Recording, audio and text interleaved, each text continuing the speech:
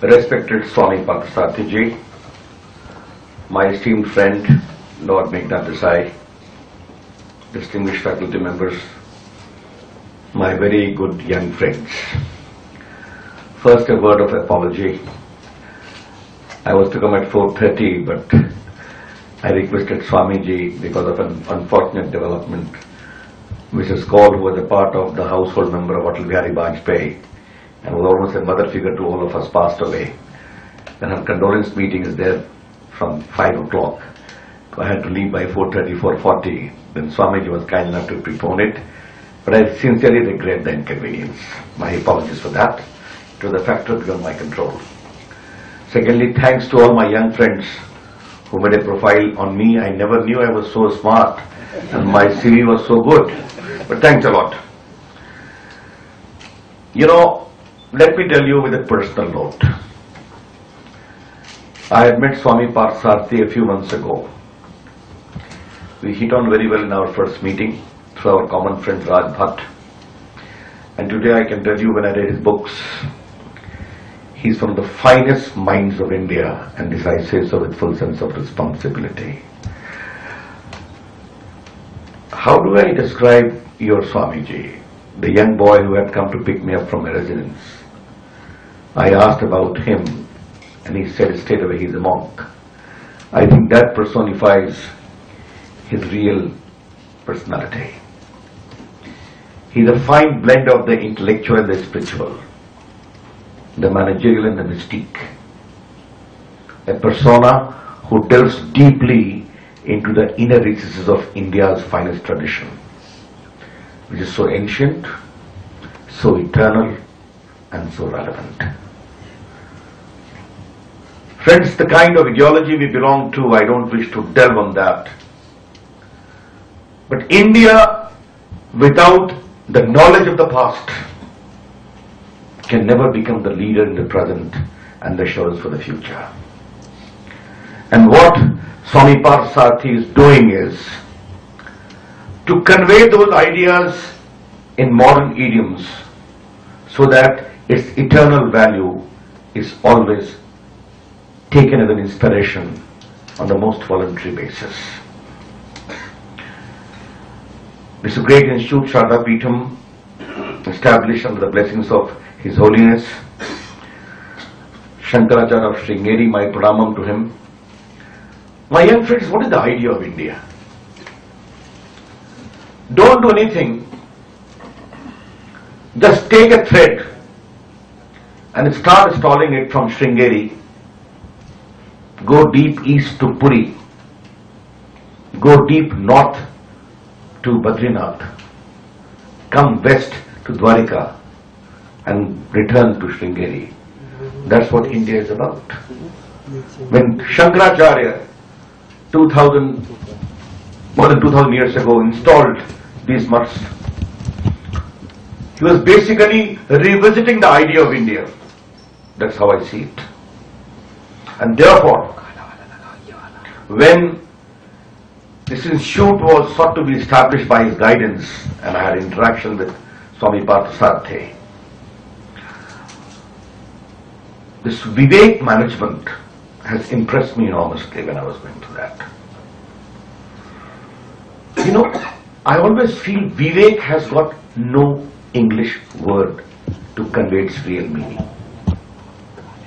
As the Gyan in the Indian tradition, I don't know whether Lord Desai will agree with me or not, but this Gyan and Vivek are words beyond the understanding of other languages. You can translate that. You call it an embodiment of intellect. That is Vivek. Sound judgment, that is Vivek. Profound discretion, that is Vivek. Enormous understanding, that is Vivek. It is a combination of all this.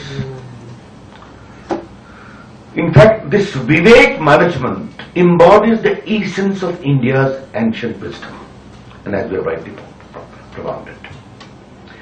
And when you extrapolate it into contemporary management idioms, management is what? Only for the group, to manage the people, to manage the organization, to manage the balance sheet, to manage the profit, or something beyond. That something beyond is the Vivek form of management that is very important to be highlighted. And when I see that, my young friends, the element of governance which we talk about, whether corporate or national, is a concept which can never be achieved unless we imbue all the finest values of our ancient wisdom. What Swamiji has done, Parsati, and my regard to him today, is to blend the modern managerial concepts with the blessings of His Holiness Jagat Guru Shankaracharya of Sringeri, with the needs of modern times.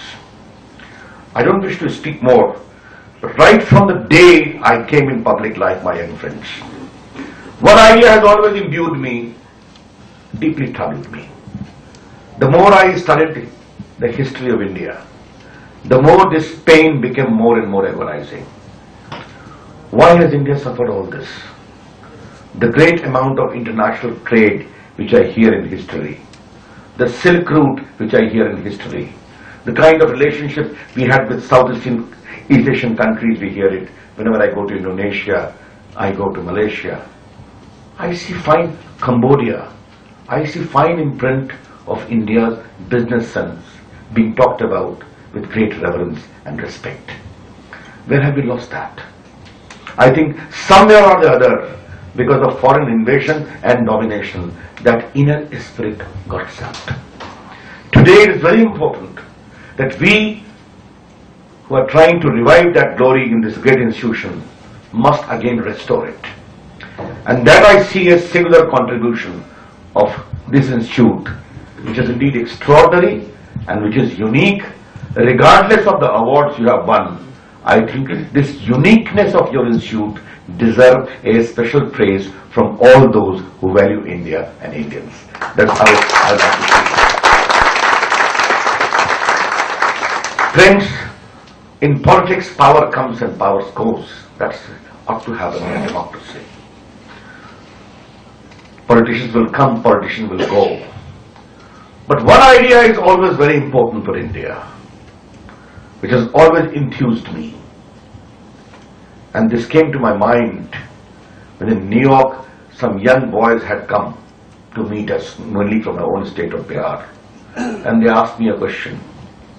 India was having very bad times. He said, Mr. Prasad, I have always won a scholarship. Today I have met millions in software. When will my country become great? I could see the anguish and agony in his voice. What is the destiny of India, my young friends? Is the destiny for material good? Yes.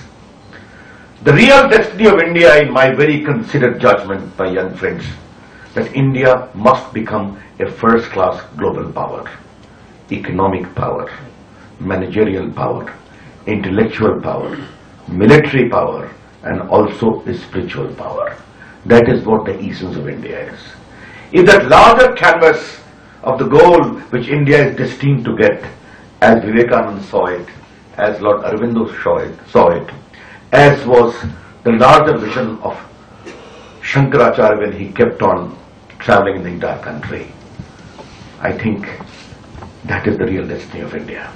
And if that destiny ultimately inspires you young professionals from this institute, I would say the Vivek management has really been fulfilled. Thanks a lot. Namaskar.